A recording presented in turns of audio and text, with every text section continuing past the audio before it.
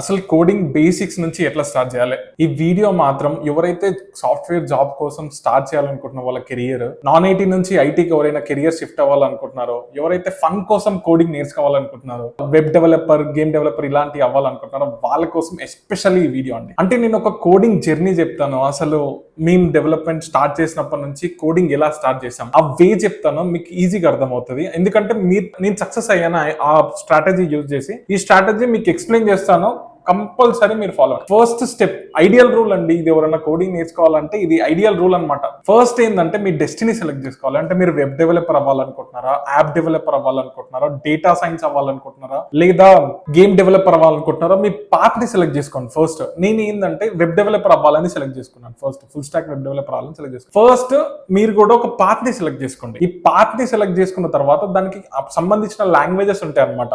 ఆ లాంగ్వేజెస్ ని సెలెక్ట్ చేసుకోవాలి సెకండ్ స్టెప్ లో. అంటే ఇక్కడ మనం వెబ్ డెవలపర్కి వచ్చేసే వరకు జావా యూజ్ చేస్తారు, పిహెచ్పి యూజ్ చేస్తారు, నోడ్ జేఎస్ యూజ్ చేస్తారు. అంటే ఫుల్ స్టాక్ వర్క్ చెప్తున్నాను నేను, back and way. Node JS use చేస్తారు, జావా స్క్రిప్ట్ ఇవన్నీ యూజ్ చేస్తారు. డేటా సైన్స్ వచ్చేసే వరకు పైథాన్, మెషిన్ లెర్నింగ్ ఇట్లాంటి కాన్సెప్ట్స్ అన్ని యూజ్ చేస్తారు అక్కడ. అండ్ నెక్స్ట్ యాప్ డెవలప్మెంట్ వచ్చేసే వరకు కాట్లిన్ యూజ్ చేస్తారు, స్విఫ్ట్ యూజ్ చేస్తారు, అండ్ జావా కూడా యూజ్ చేస్తారు. ఇక్కడ మీరు ఏ టెక్నాలజీ అనేది మీరు సెలెక్ట్ చేసుకోవచ్చు.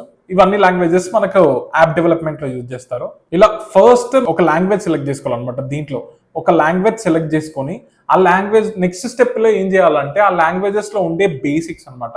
అంటే మీకు వేరియబుల్స్ కానీ, లూప్స్, కండిషన్స్, అరేస్ వీటి మీద తరోగా నేర్చుకోవాలన్నమాట. మీకు ఏ కోడింగ్ లాంగ్వేజ్ తీసుకున్నా కూడా అన్నిట్లో ఉండేవి ఇవే అండి. కాకపోతే ఏంటంటే ఏ లాంగ్వేజ్కి ఆ లాంగ్వేజ్ సింటాక్స్ రాసే విధానం వేరుంటుంది. ఇప్పుడు మనకు తెలుగు ఎట్లా వేరుంటుంది, హిందీ ఎలా వేరుంటుంది, ఇంగ్లీష్ ఎలా వేరుంటుందో ఇక్కడ కూడా రాసే విధానం మనకి డిఫరెంట్ ఉంటుంది. అందుకే ఒక లాంగ్వేజ్ సెలెక్ట్ చేసుకొని ఆ లాంగ్వేజ్ పర్ఫెక్ట్ గా నేర్చుకోండి.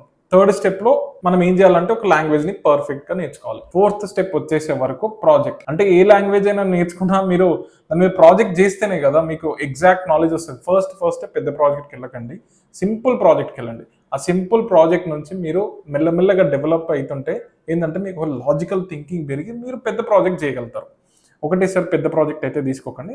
టేక్ సింపుల్ ప్రాజెక్ట్ అండ్ నా సింపుల్ ప్రాజెక్ట్ మీద పర్ఫెక్షన్ తెచ్చుకోండి. అంటే ఒక లాజికల్ ఇవన్నీ ఎలా పనిచేస్తున్నాయో మీరు తెలుసుకోండి. నెక్స్ట్ అసలు డిఎస్ఏ అసలు నేర్చుకోవాలా నేర్చుకోవద్దా, ఇది ఎవరైనా కన్ఫ్యూజన్ ఉందనుకోండి, ఈ వీడియోలో మీకు కంప్లీట్ గా నేను తీసేస్తాను. డిఎస్ఏ కంపల్సరీ అండి. ఒకప్పుడు ఏంటంటే ఒట్టి పెద్ద పెద్ద కంపెనీస్, గూగుల్, అమెజాన్, ఫేస్బుక్ ఇట్లాంటి పెద్ద పెద్ద కంపెనీస్ లో మాత్రమే డిఎస్ఏ అడిగేవారు. ఇప్పుడు ప్రతి కంపెనీలో డిఎస్ఏ కంపల్సరీ అయిపోయింది. మీరు ఎవరైనా డిఎస్ఏ నేర్చుకోవాలనుకుంటే మాత్రం తెలుగులో మన యూట్యూబ్ ఛానల్లో ప్లేలిస్ట్ రోజు ఒక వీడియో అప్లోడ్ చేస్తున్నాం. మీరు అక్కడికి వెళ్ళి నేర్చుకోవచ్చు. అది కూడా with Java, with real time developers నేర్పిస్తున్నారు. అది ఫ్రీ కోర్సే.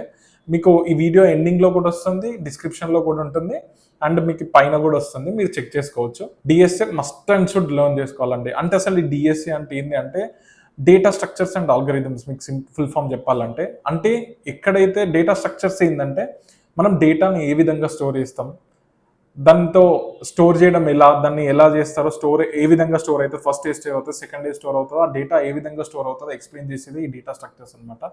ఆల్గరిథమ్స్ అంటే ఆ ఉన్న డేటాని యూజ్ చేసుకొని ఏ విధంగా ఆపరేషన్స్ చేస్తామో ఆ ఆపరేషన్స్ అన్ని ఆల్గరిథం త్రూ చేస్తాం అనమాట. ఈ డిఎస్ఏ నేర్చుకోవడం వల్ల ఏంటంటే రేపు ఒక ప్రాజెక్ట్ చేయడానికి మీకు ఈజీ అవుతుంది. డిఎస్ఏ చాలా మంది అడుగుతున్నారు. Try to learn DSA. ఎవరన్నా ప్రోగ్రామింగ్ లాంగ్వేజ్ నుంచి స్టార్ట్ చేద్దాం అనుకుంటున్నారు, ఫస్ట్ నేను ప్రిఫర్ చేసేది ఏంటంటే టైం ఉందనుకోండి సి నుంచి స్టార్ట్ చేయండి. ఎందుకంటే ఫస్ట్ సి వస్తే మిగతా కొంచెం ఈజీ అవుతాయి అనమాట. మీకు సి నుంచి స్టార్ట్ చేయండి. మీకు సి కూడా నేర్చుకోవాలనుకుంటే మన యూట్యూబ్ ఛానల్లో ఫ్రీగా ఎక్స్ప్లెయిన్ చేస్తున్నాం, మీరు అక్కడికి వెళ్ళి చూడొచ్చు కూడా.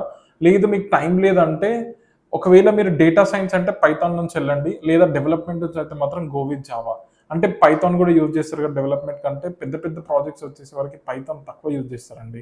మీకు డేటా సైన్స్లో ఎక్కువ యూజ్ చేస్తారు, బట్ డెవలప్మెంట్లో కొంచెం జావా స్క్రిప్ట్, క్లౌడ్ మీద ఇవన్నీ ఎక్కువ యూజ్ చేస్తారనమాట. అందుకే మాక్సిమం జావా సైడ్ వెళ్ళడానికి ట్రై చేయండి, డేటా సైన్స్ కాకపోతే. రేపు ఫ్యూచర్లో చూడండి ఒక డాక్టర్ కూడా కోడింగ్ నేర్చుకోవాల్సి వస్తుంది. మెడికల్ ఎక్విప్మెంట్స్ మీరు చాలా చూడండి, ఒక మెడికల్ దాంట్లో ఏ ఇండస్ట్రీలో అయినా చూడండి, ప్రతి ఇండస్ట్రీకి కోడింగ్ ఇవాల్వ్ అయింది. అందుకే మాక్సిమమ్ మీరు ఏఐ అంటున్నారు కదా, ఏఐ డెవలప్మెంట్ కి రావడానికి కూడా ఇంకో 10 years పైన పడుతుంది. ఎవరైనా కోడింగ్ లో లైఫ్ స్టార్ట్ చేయాలనుకుంటే మాత్రం బేసిక్స్ నుంచి స్టార్ట్ చేయండి.